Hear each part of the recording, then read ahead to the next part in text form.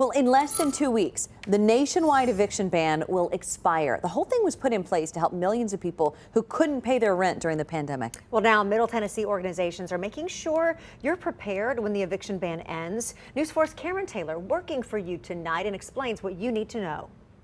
If our story can help somebody else, I think that's worth it. Before the pandemic, Lydia Boland was planning to go back to work. She's been a stay-at-home mom. Just with everything with COVID, we decided that it was safer for our family to do virtual, so I was not able to go back to work. Her husband did not lose any work, but she says right after Christmas, things took a turn. I mean, electric and water goes up, all this kinds of stuff, so we started getting behind. Boland says they were open and honest with their landlord. They applied for rent relief in March and got accepted the next month.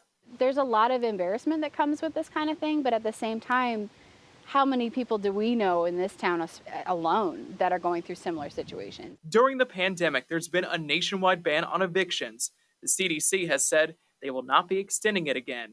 It will expire at the end of this month. It's scary. This is a really hard time in everybody's lives. The moratorium was put in place to protect people from being evicted for not paying their rent. They had to file a declaration and meet the requirements to make sure that happened. Those protections will be going away after July 31st. Zach Oswald is with the Legal Aid Society of Middle Tennessee and the Cumberlands. He says they've been in touch with thousands of people who will be impacted when the moratorium ends. Making sure that they get to the rent relief resources that are out there for Tennesseans. Oswald says if an eviction court hearing gets set, contact a lawyer. He also tells News 4 you should go to court and talk with the judge and landlord. If you're having trouble filling out the rent relief application, get in touch with legal aid.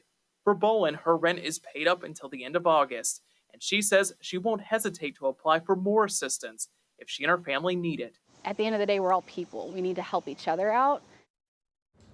And if you need help paying for rent and utilities, there are resources. If you plan on applying, you'll need a lot of information and documents like a lease agreement and proof of income.